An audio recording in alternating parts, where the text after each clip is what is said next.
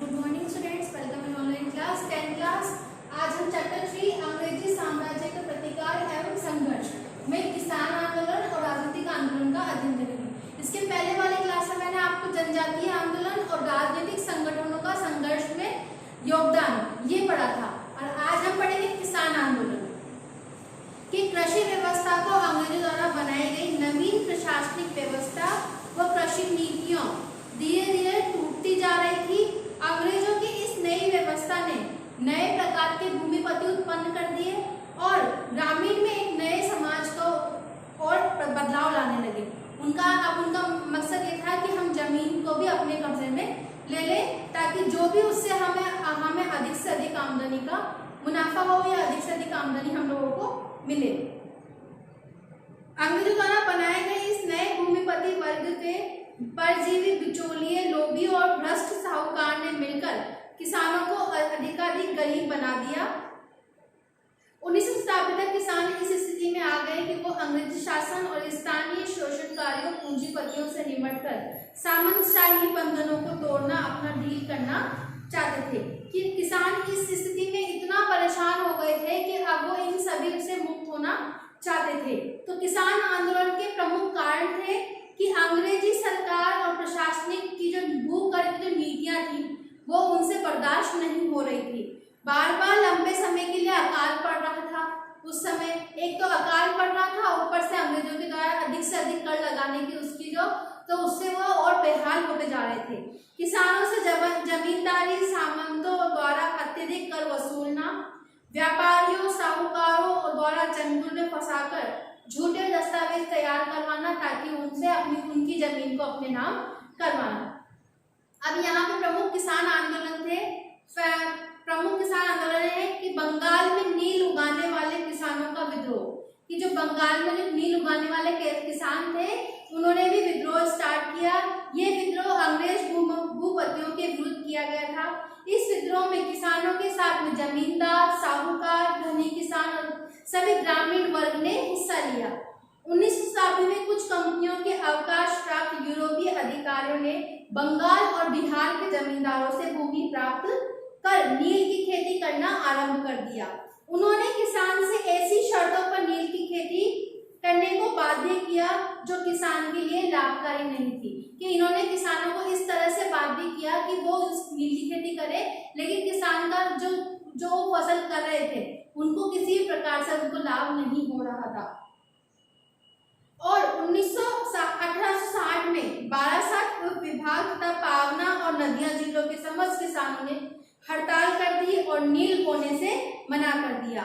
यह हड़ताल बंगाल के अनेक क्षेत्रों में फैल गई और सरकार को व्यापक असंतोष से बचने के लिए 1860 में एक नील आयोग नियुक्त करना पड़ा। फिर आता है 1875 ईस्वी के दक्षिण के विद्रोह। कि दक्षिण के विद्रोह का कारण अत्यधिक भूमि कर, कपास के भाव का कम हो जाना और मराठा किसानों से अत्यधिक कर लिया जाना, ये प्रमुख कारण था 1875 में विद्रोह का। मारवाड़ी और गुजराती साहूकारों द्वारा लालच के कारण लाखों में हेराफेरी करने और अनपढ़ किसानों से बिना जानकारी के ही हस्ताक्षर करा लेते थे, जिससे दीवानी न्यायालयों में फैसले इन साहूकारों के पक्ष में जाने से किसान को बेदखल होना पड़ता था। और 1875 ईस्वी में किसानों ने पूना जिले के साहूकारों के मकानों और दुकानों पर आक्रमण कर दिए। जिन लेखा पत्रों पर साहूकार ने किसानों के हस्ताक्षर करा रखे थे उन्होंने जला दिया। फिर आता है पंजाब में किसान आंदोलन। पंजाब का आम किसान जो था वो ऋणग्रस्त था, क्योंकि उनके ऊपर अंग्रेजों की बहुत नीति चली थी। तो वो सारे किसान वहां पे क्या थे, कर्जदार थे, ऋणग्रस्त थे। उनकी भूमि पर गैर किसान वर्ग का कब्जा हो गया था। इस भूमि हस्तांतरण को रोकने के लिए सरकार पंजाब भूमि अनाक्रमण अधिनियम लेकर आई। फिर आता है चंपारण किसान आंदोलन। उत्तर बिहार के चंपारण जिले में यूरोपियन नील के उत्पादन बिहारी किसानों पर बहुत अत्याचार कर रहे थे, और इसका विरोध करने के लिए गांधी जी ने बाबू राजेंद्र प्रसाद की सहायता से किसानों की वास्तविक स्थिति की जांच की और उन्होंने अहिंसात्मक आंदोलन चलाने के लिए कहा। और उनके लिए 1917 में एक जांच कमेटी बनाई गई और जिसकी रिपोर्ट विरोध पर चंपारण कृषि अधिनियम पारित किया गया। फिर आता है खेड़ा किसान आंदोलन। यह आंदोलन बंबई सरकार के विरुद्ध था। 1918 की बसंत ऋतु में फसलें नष्ट हो गई थी, लेकिन फिर भी बंबई सरकार भूमि पर कर मांग रही थी कि वहाँ बसंत ऋतु में वहाँ की फसलें खराब हो गई थी, लेकिन अंग्रेज सरकार को तो वहाँ पे उनसे कर चाहिए था, चाहे फसल अच्छी हो चाहे फसल अच्छी ना हो, और उनको कर चाहिए था। जबकि भूमि कर नियमों से यह स्पष्ट था कि फसल साधारणतः 25% से कम हो तो भूमि कर में पूर्णतः छूट मिलेगी, लेकिन वहाँ एक ये नियम था कि अगर 25% से भी अगर वहाँ जो उसकी उत्पादक क्षमता कम है तो वहाँ पे उनको भूमि करों में छूट दी जाएगी। गांधी जी ने कृषकों को संगठित किया और सत्याग्रह किया। फिर है अनेक संगठित प्रयास।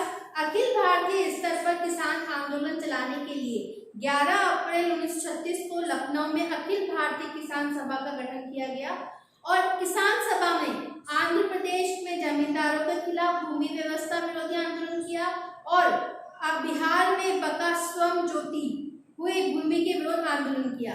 किसान सभाओं ने सत्याग्रह अत्याचारों के विरुद्ध कृषक दिवस भी मनाया, किसान दिवस भी मनाया। अब अगला टॉपिक आता है हमारा राजनीतिक आंदोलन कि कौन कौन से राजनीतिक आंदोलन थे।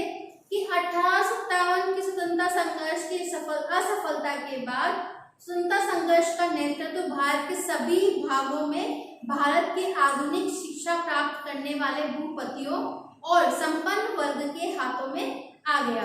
जो क्योंकि 1857 की क्रांति जो थी हमारी वो पूर्ण रूप से सफल नहीं हो पाई थी, तो वहां पे उसके बाद में आधुनिक शिक्षा से जो प्राप्त करने वाले जो भूपति थे, जिनके पास भू संपत्ति थी और संपन्न वर्ग उच्च वर्ग के हाथों में आ गई।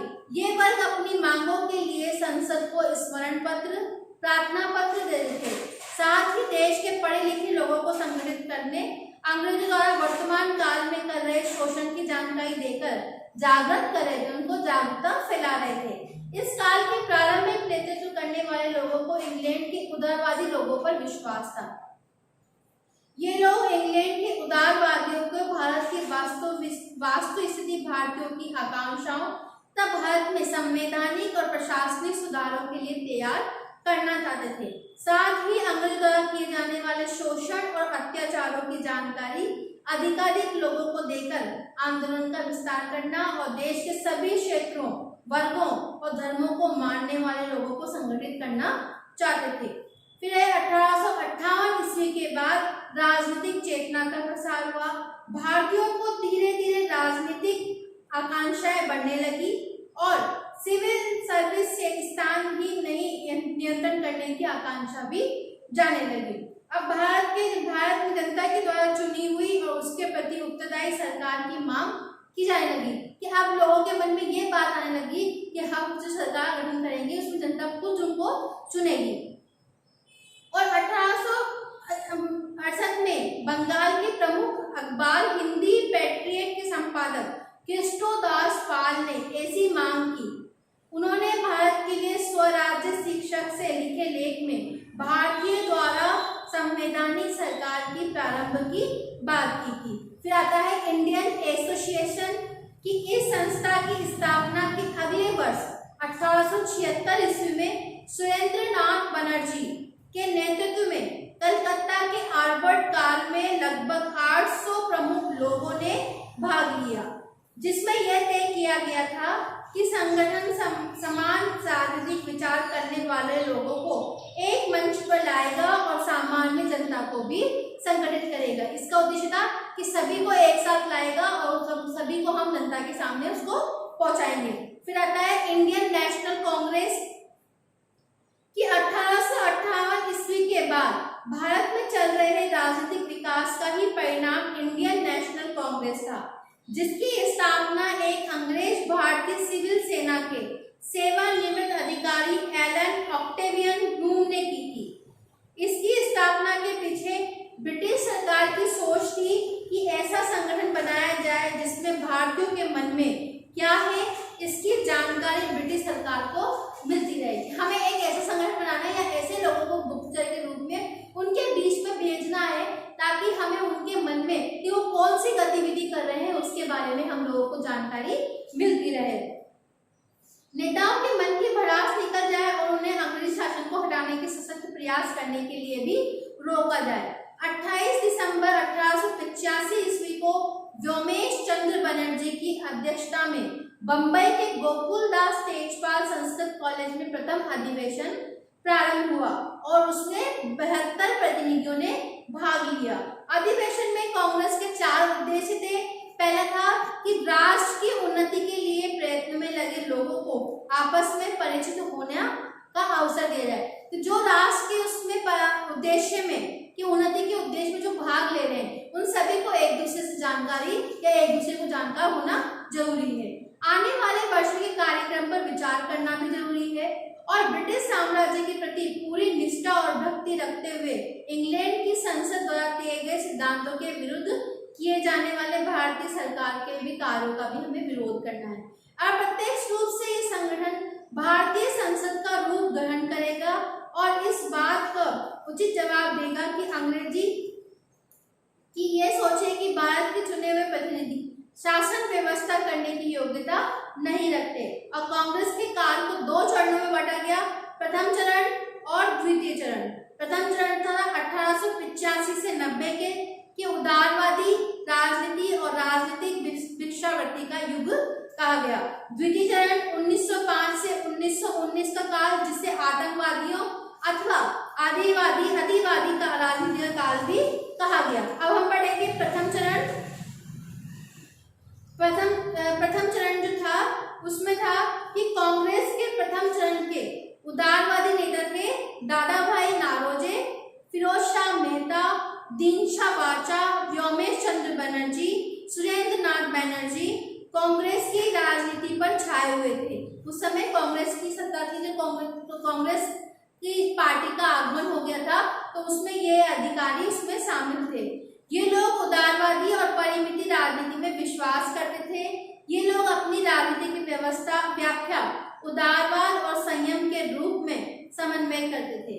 ये लोग भारतीयों के लिए धर्म और जाति के पक्षपात का अभाव, मानव में असमानता और समानता, कानून के सामने बराबरी और नागरिक स्वतंत्रताओं का प्रसार और प्रतिनिधि संस्थाओं के विरोध की इच्छा करते थे।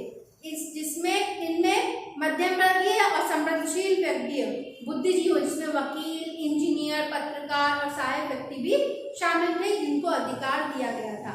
अब आता है द्वितीय चरण, जिसको गर्मपंथी या राष्ट्रवादी आंदोलन का प्रारंभ भी कहा जाता है। कि 19वीं शताब्दी के अंतिम में 20वीं शताब्दी के प्रारंभिक वर्षों में गर्मपंथी राष्ट्रवादी विचार के लोगों का कांग्रेस में प्रभाव बढ़ने लगा। धीरे धीरे उसमें अब गर्मपंथी वाले लोग या राष्ट्रवादी विचार वाले लोग उसमें आने लगे। कांग्रेस में फूट की प्रक्रिया उस समय आरंभ हो गई जब लोकमान्य तिलक का समाज सुधार के प्रश्न पर गर्मपंथी दल और सुधारकों का झगड़ा हो गया। कि जब ये इसमें कांग्रेस सरकार पर फूट पड़ने लगी वो कि लोकमान्य तिलक का समाज सुधारकों के प्रश्न पर और गर्मपंथियों के सुधारकों का झगड़ा होने लग गया। तो तिलक का कहना था कि स्वराज के बिना कोई समाज सुधार नहीं हो सकता, कि अगर हमें स्वराज मिल जाए तभी हम हमारे समाज को सुधार सकते हैं। न कोई प्रगति, न कोई उपयोगी शिक्षा, न ही राष्ट्र जीवन की परिपूर्णता। 4 प्रमुख नेता थे लोकमान्य तिलक, बिपिन चंद्र पाल, अरविंद घोष और लाला लाजपत राय ने इस आंदोलन का मार्गदर्शन किया। फिर आता है स्वशासन आंदोलन। कि 1915 से श्रीमती एनी बेसेंट ने आयरिश होम रूल लीग के नमूने पर होम रूल लीग स्थापित करने की घोषणा की और 1916 से तिलक ने बेलगाम में अपनी होम रूल स्थिति स्थापित की। दोनों संस्थाएं तालमेल से कार्य कर रही थी और इनका उद्देश्य था कि अंग्रेजी साम्राज्य के भीतर स्वायत्तता की मांग को लोगों तक पहुंचाना था। कि हम जो अंग्रेज सत्ता की जो मांग कर रहे हैं कि वो सभी नागरिकों को उस तक पहुंचाया जाए। ठीक है, आज यहाँ तक आपको समझ में आ गया होगा। अब अगली क्लास में हम राजनीतिक आंदोलन के बारे में अध्ययन करेंगे। रॉलेट एक्ट, जलियांवाला बाग हत्याकांड, इनके बारे में अध्ययन करेंगे। Thank you, have a nice day.